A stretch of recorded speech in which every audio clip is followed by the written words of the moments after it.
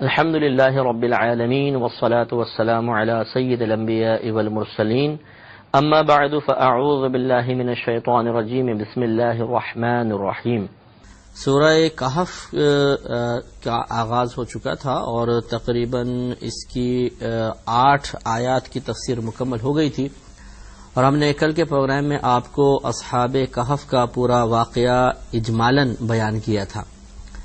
کہف عربی میں غار کو کہتے ہیں، اور یہ آپ کو بتایا تھا کہ کچھ نوجوان تھے جو نبی کریم صلی اللہ علیہ وسلم کی اطلاع کے مطابق 7 تھے، اور ایک ان کا کتا تھا 8واں، اور یہ اس زمانے کے ایک ظالم جابر بادشاہ دقیانوس کے خوف سے ڈر کر غار میں آئے تھے، اور پورا واقعہ میں نے آپ کو عرض کیا تھا۔ آج ان آیات کو ہم ذکر کریں گے جس میں اس واقعے کو اجمالاً ذکر کیا گیا ہے۔ لہذا اللہ تعالیٰ نے ارشاد فرمایا کہ ام حسبت انا اصحاب الکہف والرقیم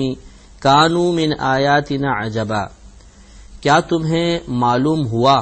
کہ پہاڑ کی غار میں اور جنگل کے کنارے والے ہماری ایک عجیب نشانی تھے؟ یعنی ام حسبت انا اصحاب الکہف والرقیم، اصحاب کہتے ہیں والے کو، یہ صاحب کی جمع اصحاب، کہ وہ جو غار والے تھے اور جنگل کے کنارے پر چونکہ غار تھی تو ان کو جنگل کے کنارے والے قرار دیا۔ کیا تمہیں معلوم ہوا کہ پہاڑ کی غار اور جنگل کے کنارے والے اللہ تعالیٰ کی عجیب نشانی تھے؟ کیونکہ جیسے کہ آپ کو بتایا کہ تقریباً کئی 100 سال تک یہ اس غار میں سوتے رہے تھے اللہ تبارک و تعالیٰ کے حکم سے، اور کسی کو بغیر کھائے پیے کئی 100 سال تک کسی مقام پر رکھنا، پھر اتنی طویل نیند کا طاری کرنا، پھر اتنی طویل نیند کے دوران ہر قسم کے شور وغیرہ سے ان کو محفوظ رکھنا کہ نیند خراب نہ ہو، پھر اس کے علاوہ ان کے لباس کو محفوظ رکھنا، انہیں کیڑے مکوڑوں سے بچانا، اور اس طرح کئی 100 سال بعد ان کو اس حالت میں اٹھانا کہ ان کی جوانی بھی سلامت ہو۔ یقینی سی بات ہے کہ یہ وہی ذات کر سکتی ہے کہ جو ان تمام چیزوں پر قادر ہے، اس کے علاوہ کوئی نہیں کر سکتا، اور وہ ایک ہی ذات ہے اور ہمارے رب کریم کی ذات پاک ہے۔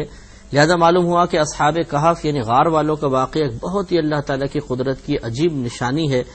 جس میں اللہ تعالیٰ کی قدرت اور عظمت کا قدم قدم پر اظہار ہے۔ لہذا ارشاد فرمایا کہ اذ اول فتیۃ الی الکہف، جب ان نوجوانوں نے غار میں پناہ لی۔ یہ آپ کو بتایا تھا کہ دقیانوس بادشاہ جو بت پرست بادشاہ تھا، اس نے ان کو دربار میں بلایا،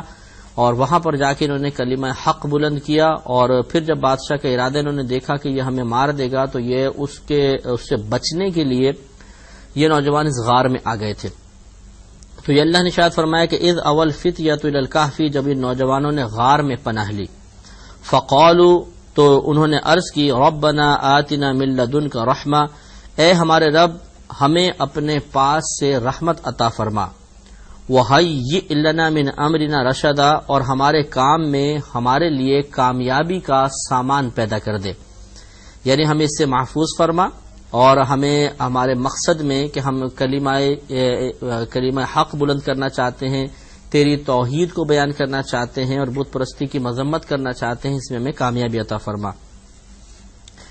اللہ نے ارشاد فرمایا فَضَرَبْنَا عَلَىٰ آذَانِهِمْ فِي الْكَهْفِ سِنِينَ عَدَدًا، اس کا لفظی ترجمہ یہ ہے کہ پھر ہم نے ان کے کانوں پر مارا غار میں کئی برس تک۔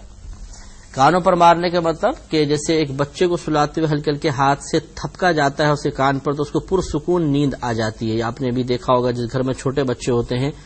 تو اللہ تعالیٰ نے یہی بات کو یعنی محاورتاً بیان فرمایا کہ ہم نے ان کے کانوں پر اس انداز سے تھپکا کہ وہ کئی 100 سال تک سوتے رہے۔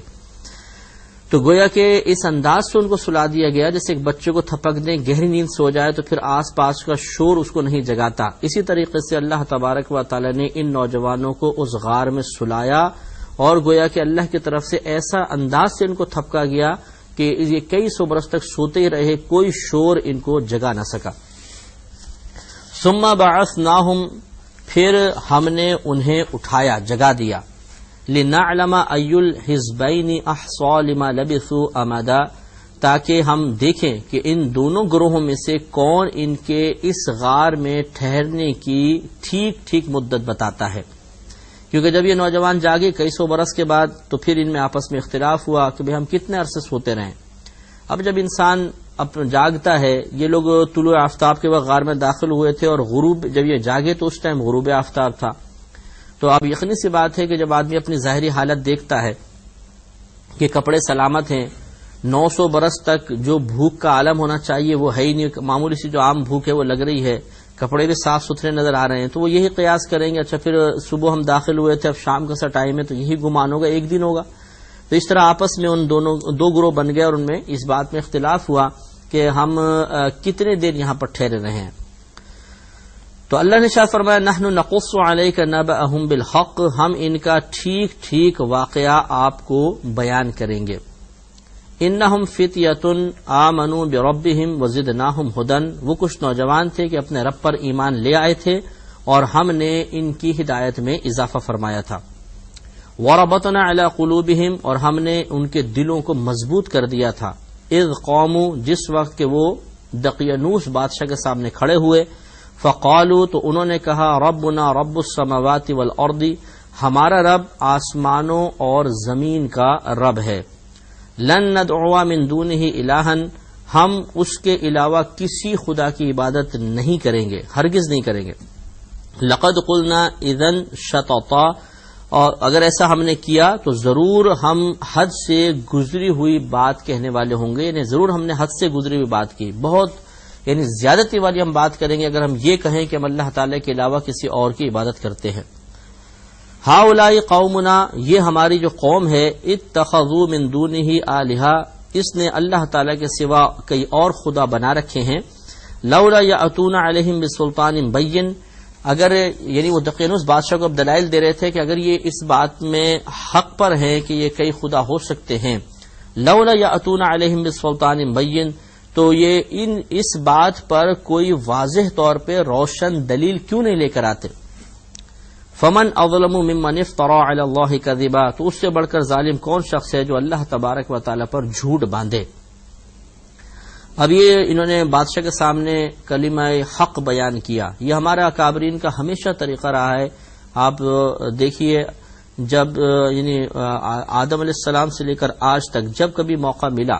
کہ کسی ظالم جابر بادشاہ کے سامنے یا باطل کے سامنے ٹھہر کر کلمہ حق بیان کرنا ہے تو انہوں نے کیا. یہ اصل میں اللہ تبارک و تعالیٰ کے ہر دور میں کچھ مخصوص بندے ہوتے ہیں کہ ان کے سامنے ایک ظالم ہوتا ہے، جابر ہوتا ہے، سخت ترین ظلم کرنے والا ہوتا ہے. عام آدمی جب ان کے ظلم پر نگاہ ڈالتا ہے تو لرز کر رہ جاتا ہے اور اپنے اندر ایسی ہمت نہیں پاتا کہ جس ہمت کو وہ استعمال کرتے ہوئے ان کے سامنے کلمہ حق بیان کرے. لیکن اللہ تعالیٰ ہر دور میں پھر ایسے بعض جرأت مند انسان پیدا کر دیتا ہے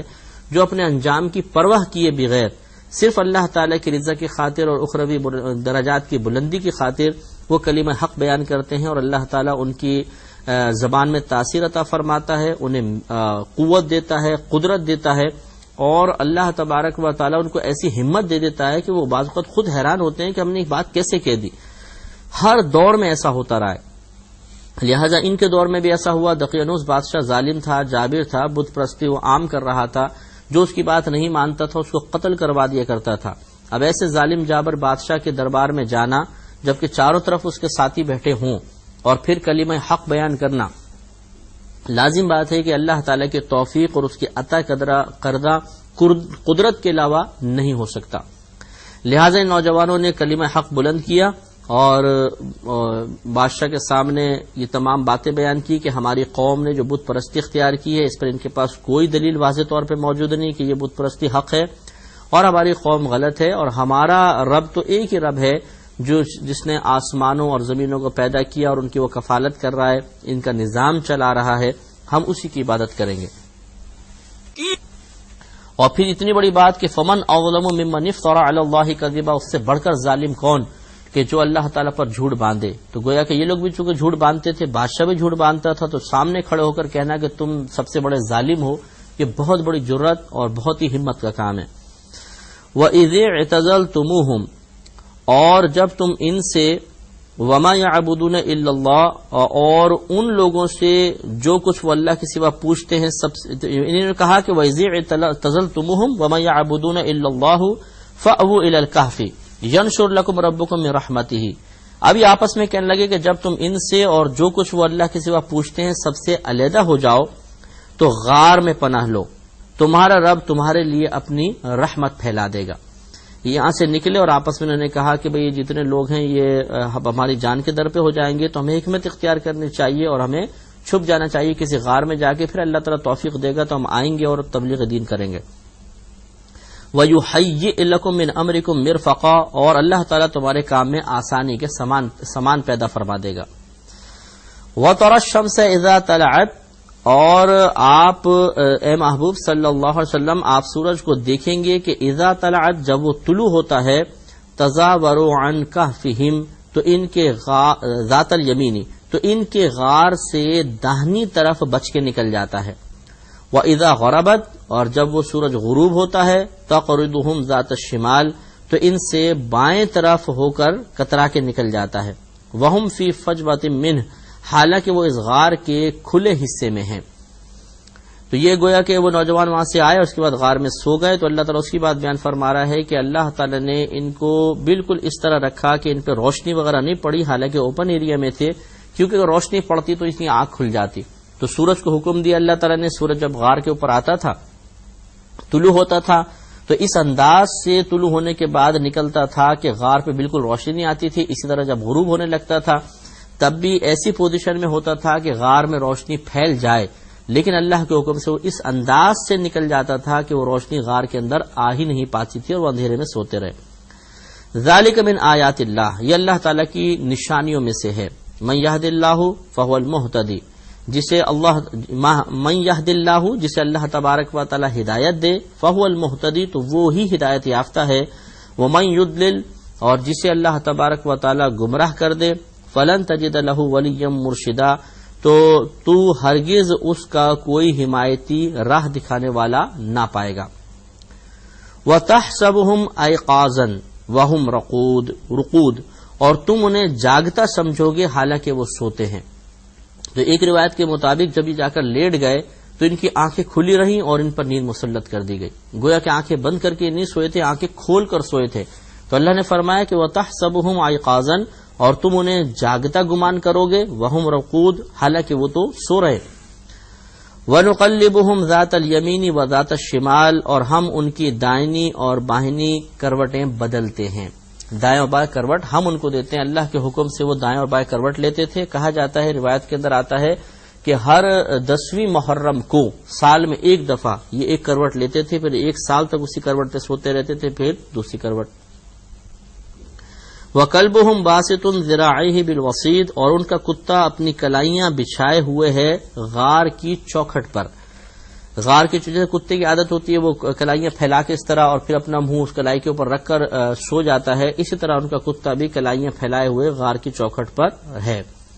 اس کے باوجود کوئی ان کو نہ دیکھ سکا۔ اور جیسے میں نے آپ کو بتایا تھا کہ دقیانوس بادشاہ نے ایک آدمی کو بھیجا تھا جستجو کے لیے، کہ اس کو اطلاع ملی کہ غار میں داخل ہو گئے، تو کہا تھا کہ بھئی غار کی دیوار کو بالکل دروازے کو بند کر دیا جائے دیوار سے۔ تو وہ بھی جب آیا تو اس کے دل پہ بھی ہیبت طاری ہوئی اور اس نے بہرحال دیوار تو بنائی لیکن اندر داخل نہ ہو سکا۔ اب یہ بھی یاد رکھیے گا، یہ جو لفظ ہیں یہ سورہ کہف کی تقریباً 18ویں آیت کے اندر، سورہ کہف کی 18ویں آیت میں یہ جملہ ہے، وَقَلْبُهُمْ بَاسِطٌ ذِرَاعَيْهِ بِالْوَصِيدِ، اور ان کا کتا اپنی کلائیاں غار کی چوکھٹ پر پھیلائے ہوئے ہے۔ اکابرین نے فرمایا کہ جو اس آیت کریمہ کو لکھ کر اپنے پاس رکھ لے گا بطریق تعویذ،